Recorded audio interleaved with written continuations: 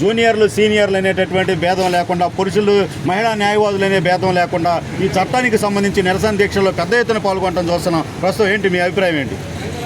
మిత్రులారా, ఈ యొక్క ఏపీ ల్యాండ్ టైటిలింగ్ యాక్టు భూ హక్కు చట్టాన్ని రద్దు చేయాలని చెప్పి డిమాండ్ చేస్తా ఈ రోజుకి 51వ రోజు రిలే నిరాహార దీక్షలో ఈ ఉద్యమానికి అందరూ కూడా సీనియర్ కాదు, జూనియర్ కాదు, మహిళలు కాదు, అందరూ కూడా ఈరోజైతే విజయవాడ నుంచి ఒక 50 మంది న్యాయవాదులందరూ వచ్చి ఈ యొక్క ఉద్యమానికి సహకారంగా మేము కూడా మీ యొక్క గుంటూరు బార్ అసోసియేషన్కి తోడుగా ఉంటామని చెప్పేసి వారి యొక్క ఉద్యమాన్ని స్ఫూర్తిగా తీసుకొని చెప్పి మీరు ఇంకా కొనసాగించండి అని చెప్పి చెబుతూ ఉన్నారు.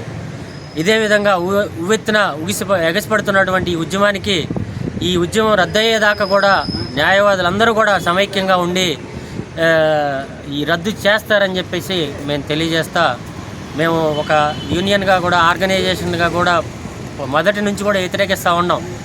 ఈ యొక్క చట్టం కరెక్ట్, సరైనది కాదు. ఈ భూ హక్కు చట్టాన్ని ప్రజల్ని భక్షించే చట్టంగా చెబుతూ ఉన్నాము. కాబట్టి ఈ భక్షించే చట్టాన్ని రక్షించుకోవాలని చెప్పేసి న్యాయవాదులందరం కూడా ఒక తాటిపైన నిలబడి ఒక బార్ అసోసియేషన్ కాదు, రాష్ట్ర వ్యాప్తంగా ఉన్నటువంటి 536 కోర్టులు చేయలేనటువంటి పరిస్థితిని ఈ 13 ల్యాండ్ టైటింగ్ ఆఫీసర్లు చేస్తారని చెప్పేసి అదంతా కూడా మిథ్య. ఇప్పుడు అవగాహన ఉన్నటువంటి ఈ యొక్క కోర్టులు చేయలేనటువంటి పనిని ఈ ల్యాండ్ టైటింగ్ యాక్ట్లో ఉన్నటువంటి అవగాహన లేనటువంటి ఆఫీసర్లు చేస్తారనేది అదంతా కళ. ఇప్పుడు ఎంఆర్ఓ ఆఫీసుల్లో కానీ, మిగతా రెవెన్యూ ఆఫీసుల్లో రెవెన్యూ చట్టాలు జరుగుతున్నాయి. ఎంతో లోపభూయిష్టంగా ఈ చట్టాలు కొనసాగుతూ ఉన్నాయి. ఈ చట్టం కూడా అటు వెళ్ళిపోతే లోపభూయిష్టంగానే ఉంటుంది అని చెప్పి చెబుతా. ఇప్పుడు లాయర్ల పరంగా నష్టమనే కాదు, ప్రజలు తీవ్రంగా నష్టాన్ని చవిచూస్తారు. అది భవిష్యత్తులో ఇది నష్టాన్ని చవిచూసే పరిస్థితి ఉంది అని చెప్పి మేము ప్రజలందరికీ తెలియజేస్తున్నాం. ప్రజా సంఘాలుగా కూడా తెలియజేసాం. రౌండ్ టేబుల్ సమావేశాలు పెట్టాము.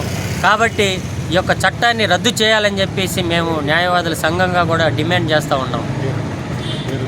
నా పేరు శేషగిరిరావు, గండికోట శేషగిరిరావు అండి, గుంటూరు బార్ అసోసియేషన్.